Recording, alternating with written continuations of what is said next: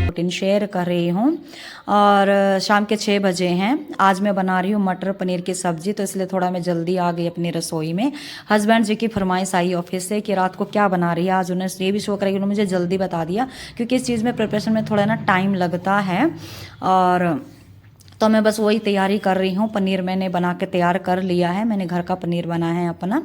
और इधर मैं मसाले की तैयारी कर रही हूँ। जो प्याज का पेस्ट उसे अलग तैयार करूँगी और टमाटो की प्योरी अलग तैयार करूँगी। इसमें हरी मिर्च अदरक भी डाल रही हूँ।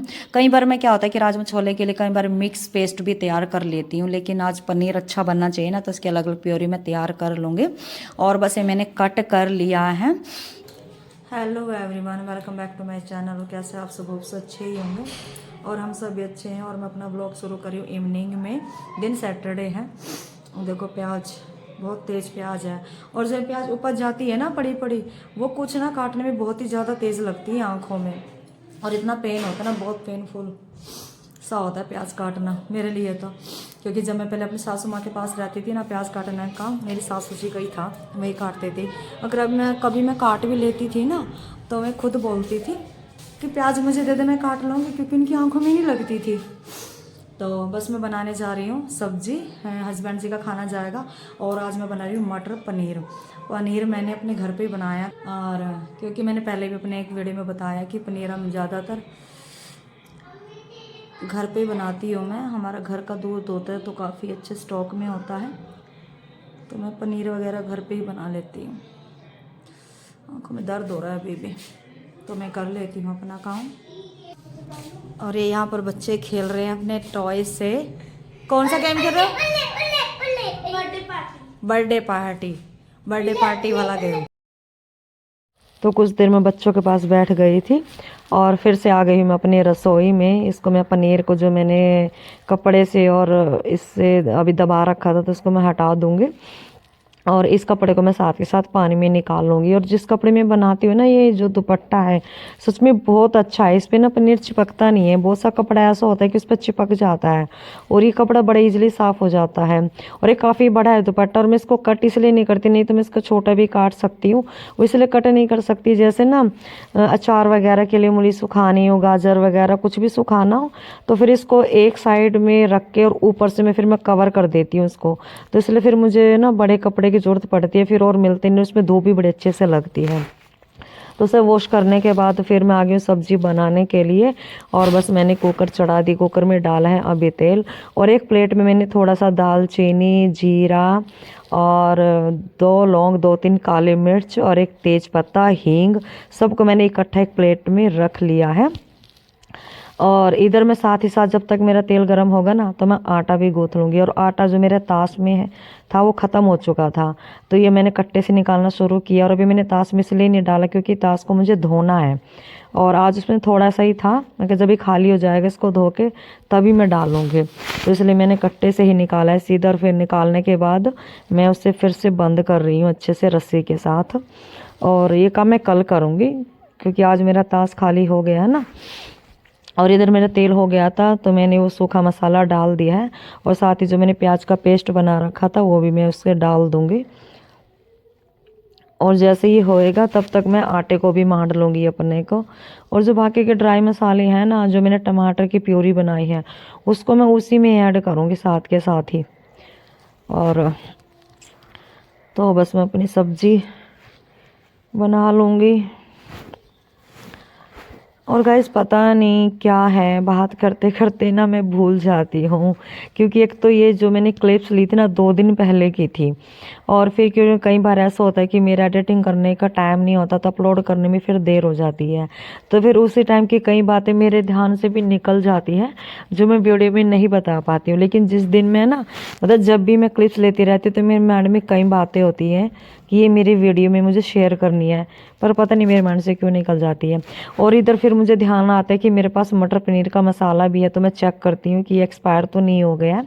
लेकिन ये अभी तो बहुत काफ़ी चलने वाला था, ज़्यादा नहीं हुआ था। और तो फिर मैंने उसको रख दिया, इसको मैं लास्ट में डालूंगी, जो मैं मटर पनीर का मसाला ना उसको लास्ट में ऐड करूंगी।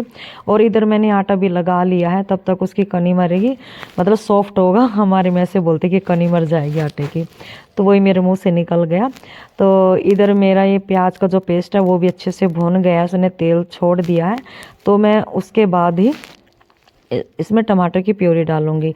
और हाँ, मैं आपको बताना भूल जाती हूँ कि जो धनिया पाउडर है ना वो मैंने प्याज के पेस्ट के साथ ऐड किया था, ठीक है। और बस उसको मैं भून लूँगी। एक साइड में चावल बना रही थी, तो मेरे चावल भी बन गए हैं। और चावल मैं हमेशा खुले बर्तन में बनाती हूँ, आपने देखा होगा, क्योंकि मेरे चावल ना थोड़े नए हैं, वो है ना, कहते जितना पुराना चावल होता है तो ज़्यादा खिला खिला बनता है कुकर में, तो कुकर में मेरे चावल अच्छे नहीं बनते, चिपक जाते हैं। तो इसलिए मैं खुले बर्तन में ही चावल बनाती हूँ, फिर कभी हल्दी डाल के बना देती हूँ। और फिर मंड मार के बनाने से ना चावल हल्का भी होता है, हैवी नहीं होता, बिल्कुल भी आसानी से पच जाता है। तो इधर मेरी सब्जी भी रेडी हो गई है।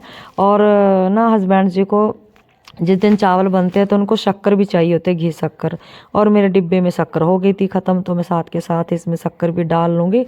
और ये शक्कर मुझे याद आई कि पहले मैं रोटी डालने से पहले इसको मैं तैयार करके रख लेती हूँ घी गरम करके, क्योंकि जल्दबाजी में कई बार क्या होता है कि मैं उनको शक्कर देना भूल जाती हूँ और फिर उनको आ जाता है गुस्सा कि यार शक्कर क्यों नहीं दी।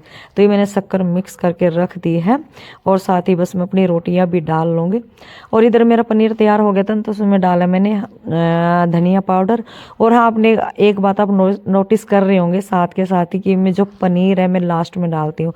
हाँ गाइज, मुझे ना पनीर लास्ट में डालना ही अच्छा लगता है, जो उसकी स्मूथ होता है और जो उसकी स्वीटनेस होती है ना, वो ना फ्राई करने से मेरी मेरी मतलब मुझे ऐसा लगता है कि मेरे ख्याल से उसकी स्वीटनेस निकल जाती है, फ्राई करने से टेस्ट अलग हो जाता है।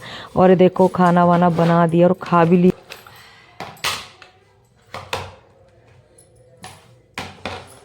सब्जी बनी बहुत तीखी चटपटी, मसाले में हरी मिर्च वगैरह डाल दी मैंने, टेस्टी बनी है।